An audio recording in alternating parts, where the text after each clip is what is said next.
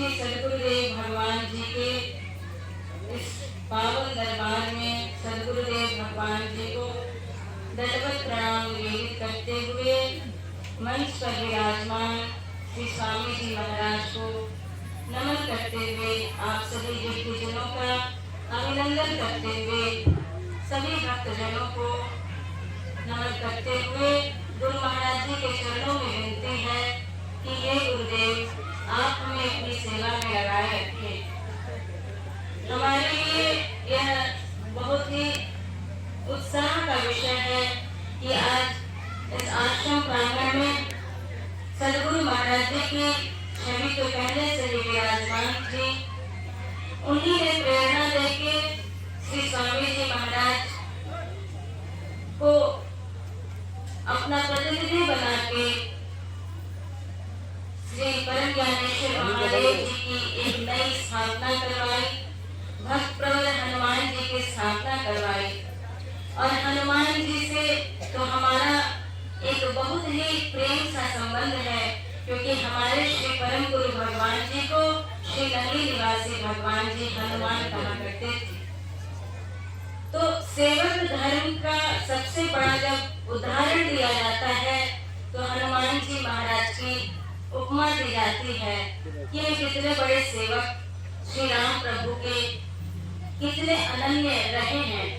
तो हम सब तो गुरु महाराज जी के दरबार के सेवक ही हैं।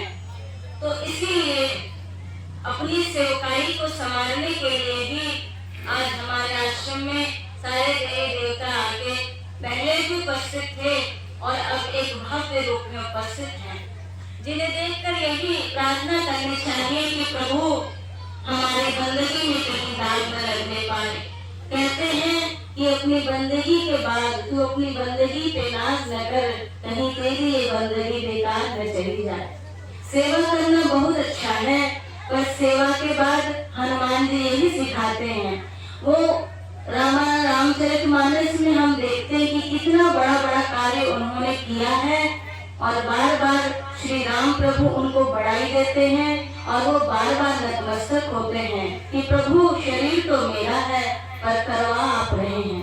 मेरे में कोई सामर्थ्य नहीं कि मैं कोई सेवा कर सकूं, यह तो आपका बल है कि सेवा हो रही है। उसी तरह गुरु दरबार की सेवा भी जो है वो सदगुरु अपना माध्यम बना के हमसे करवा लेते हैं, लेकिन इसमें उत्साह के साथ तो जरूर लगना चाहिए।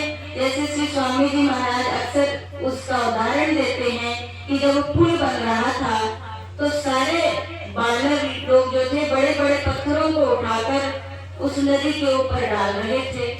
श्री राम प्रभु देख रहे थे कि ये लोग लगे हुए हैं और वहाँ एक छोटी सी गिलहरी अपने पूंछ में पानी लगाती थी समुद्र का, फिर उसमें थोड़ा सा बालू का कण लगाती थी और जहाँ वहाँ पत्थर रखा जा रहा था उस पे छिड़कती थी। भगवान बहुत देर से उसे देख रहे थे और उन्होंने उसे पकड़कर मंगवाया कि इतने विशालकाय बानर हैं, साथ में इतना बड़ा बड़ा पत्थर है, कहीं गिर जाए तो वो चोट लग जाएगा, मर ही जाएगी। उसको बुला के प्रभु ने पूछा कि तू क्या कर रही है। उसने बड़े उत्साह के साथ कहा कि प्रभु मैं आपका पुल बना रही हूँ। भगवान हंसने लगे, कहे कि तू पुल बना रही है। तो कहती तो क्या ये भालू वाले पुल बना रहे हैं? अभी तक सुना गया है कि कोई पुल इस तरह बना है। पुल तो ना वो बना रहे हैं, पुल ना मैं बना रही हूँ, पुल तो आप बनवा रहे हैं। और मैं क्या करूँ, छोटी हूँ, मेरा शरीर की यही संरचना है, आपने जैसी बनाई है मेरे शरीर में सामर्थ्य नहीं है। इतना तो है कि मैं अपने पूंछ में थोड़ा सा बालू पर लपेट के इस यज्ञ में सहभागिता अपनी हाजिरी बना पाऊं, इसलिए मैं भी लगी हुई हूँ।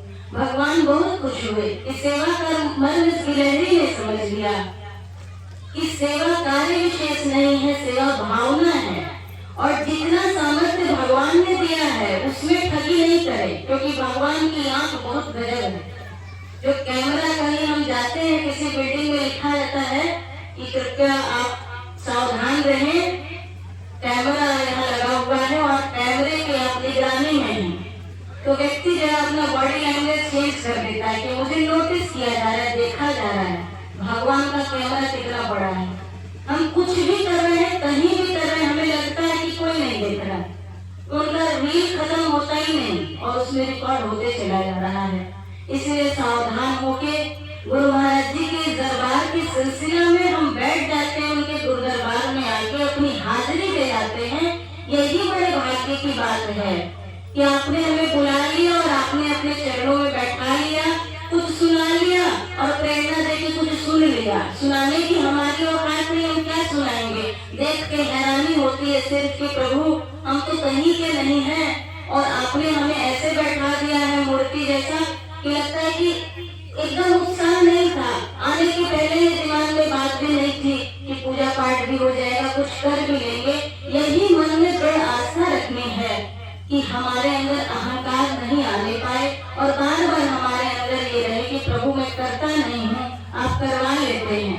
परम गुरु भगवान जी का यही आदर्श रहा है कि गुरु दरबार की सेवा के प्रति उन्होंने बहुत उत्साह सबके अंदर भरा है। हम स्वामी जी को जिस रूप में यहाँ बैठे देख रहे हैं, वो उनके दरबार के सबसे बहुमूल्य मोती हैं और उनके बारे में हम कुछ नहीं बोल सकते। इनकी सेवा को मुनि बाबा ने देखा है, डॉक्टर साहब यहाँ पे हमारे अंकल बैठे हुए हैं, उन्होंने देखा, तमाम दरबार के लोग, पूज्य माया बहन जी बताती हैं, परमपुरी का इतना विशाल मंदिर और सेवा के लोग इतनी बड़ी बड़ी बातें करते हैं। हम तो इनके चरणों के धूल के कण भी नहीं हैं और हमें गुरु महाराज जी की इस श्रृंखला में उन्होंने बैठने के लायक बना दिया है, ये बड़ी बात है। गुरु महाराज जी से हम यही अर्जी प्रार्थना करें कि ये दरबार सजता रहे, हमारे पूज्य स्वामी जी स्वस्थ रहे और हमारे अंदर इनके स्वास्थ्य से ही, इनकी उपस्थिति से ही हमारे अंदर वो उत्साह बढ़ेगा।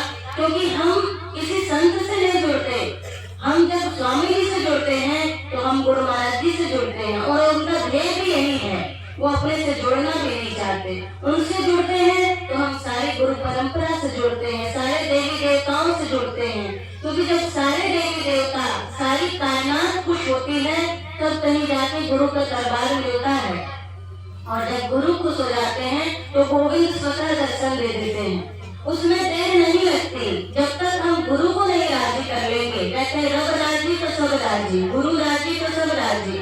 इसीलिए उनकी रहमत का कहना नहीं। एक गुरु भक्त बहुत उदास हुआ और उसके जीवन में ऐसी विकट परिस्थिति आई कि उसने सोचा कि अब जाके मर जाता हूँ। समुद्र में गया कि मैं प्राण दे देता हूँ, गया समुद्र में और वो जाके उसने गोता लगा दिया कि मैं अब डूब जाऊंगा। गहरा समुद्र डूबता ही नहीं था और बार बार जो लहर थी उसे बाहर फेंक देती थी, वह डूब ही नहीं पा रहा था। वहाँ से दैवी प्रेरणा से एक साधु का, एक फकीर का गुजरना हुआ। आप यहाँ क्या करने आया है? कहीं बहुत समस्या है, अब जीने का मन नहीं करता, अब मर जाऊंगा, मर के दिखा। अब यही तो मैं हैरान हूँ, इतनी गहराई है, डूबना नहीं हूँ। तो कहता है कि जिसका हाथ पकड़ा है वह बहुत सामर्थ्यशाली है। तो वो कहता है कि अच्छा, मैं तेरा पीठ तुझे डूबने नहीं देगा। तो रोने लगता है कि इससे बड़ी कर्म की दलील क्या होगी, मैं डूबने जाता हूँ, समंदर उछाल देता है। समंदर कहता है ना बाबा, मेरी औकात नहीं कि मैं तुझे डुबा सकूं, क्योंकि तू गुरु का मंजूरे नजर है, तूने उससे प्रेम किया है और तेरी सेवा उन्होंने स्वीकार की है। उनकी स्वीकृति में आ जाना, उनकी नजर में आ जाना। तो कहते हैं कि गुरु महाराज जो है वो भगवान के डायरेक्ट संपर्क में है।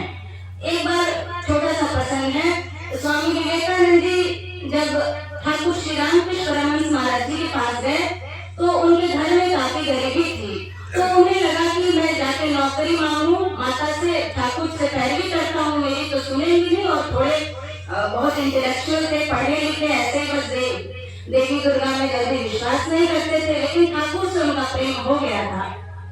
वो जाते हैं और श्री रामकृष्ण परमहंस महाराज जी से अर्जी करते हैं कि ठाकुर आप जरा माँ से मेरे लिए प्रार्थना कर दीजिए ना कि मेरी नौकरी लग जाए, मैं कुछ सामर्थ्यशाली हो जाऊँ, कुछ धन हो जाए, मैं इतनी गरीबी में भी जी रहा हूँ। तो ठाकुर भी रामकृष्ण परमहंस बोले हैं कि मैं क्यों बोलता हूँ, मैं क्यों बोलूँ, तेरी माँ से पैरवी क्यों करूँ, तू तो माँ को मानता नहीं। तो एकदम बेघर हो गए विवेकानंद स्वामी जी। उस समय नरेंद्र हुआ करते थे। कहा ठाकुर ऐसा तो नहीं कि मैं माँ को मानता नहीं, मैं माँ को जानता नहीं। मतलब उनके उस शक्ति को, उनकी उस लौकिकता को मैं नहीं पहचानता, तो एकदम पैर पकड़ लेते हैं ठाकुर का और कहते हैं कि ऐसा नहीं कि मैं माँ को मानता नहीं, मैं माँ को जानता नहीं, लेकिन मैं आपको तो जानता हूँ और आप माँ को जानते हैं, तो आप जना दीजिए। और वो तो अद्भुत प्रेम था, वो तो सप्त ऋषि थे, एकदम ठाकुर निर्भय हो गए थे कि अच्छा तो मुझे मानता है, चल मैं माँ से मिलाता हूँ, जा अब जाके तुम मांगिए। और वो ऐसा प्रसन्न है कि वो जब जाते हैं तो वो तो देव कार्य के लिए जन्मे थे, वो नौकरी करने के लिए तो जन्मे नहीं थे। और ठाकुर पहले जाना माँ तुझे देगी, जब तू इतना पैरवी कर रहा है, जाते हैं माँ के पास, वो चिन्मय स्वरूप देखते हैं, साक्षात माँ का दर्शन होने लगता है, भूल जाते हैं कि मैं नौकरी मांगने आया था, भूल जाते हैं कि मैं धन मांगने आया था, कहते हैं कि बस माता ज्ञान दो, भक्ति दो, वैराग्य दो, और वो पढ़ते हैं, लौटते हैं। इधर खेल जारी है गुरु महाराज का, ठाकुर देखते हैं, मुस्कुराते हैं, कहते माना, कहते अरे मैं तो भूल गया ठाकुर, फिर से कुछ कृपा कर दीजिए, मैं तो क्या मांगने गया था, मैं क्या मांग पड़ा। उनको भी खेल सूझ रहा था, कहते फिर जा, फिर मांग के आ। सेकंड बार जाते हैं फिर वही मांगते हैं, ये थर्ड बार जाते हैं, तीसरी बार जाते हैं वही मांगते हैं।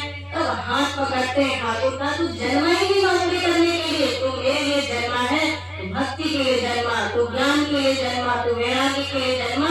और आज तूने कहा कि मैं माँ को जानता नहीं हूँ, लेकिन मैं आपको जानता हूँ, तो चल मेरे समर्पित हो जा और देख मैं तुझे क्या क्या जगा देता हूँ। ये गुरु का आशीर्वाद है।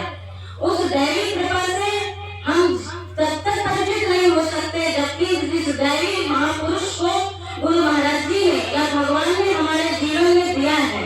उस दैवी व्यक्तित्व को जब तक हम प्रेम नहीं करेंगे तब तक भगवान जी को देख रहे हैं कि तुझे कितनी बड़ी चीज दी है, तुझे कितना बड़ा दिया गया है गुरु महाराज जी का दरबार, और इससे वंचित होगे तो दूसरा ही दिमाग में प्रपंच रच रहा है। तो भगवान जो है वो बहुत बड़े कैलकुलेशन करने वाले, उनका कैलकुलेशन में कोई कैलकुलेटर का जरूरत नहीं है, वो अपने आप में देख रहे हैं। इसलिए बड़भागी हैं हम, इस दरबार के अनुचर सेवक कहलाते हैं। हालांकि हमारी सेवकाई अभी पक्की नहीं हुई है, बहुत बहुत बहुत कमी है।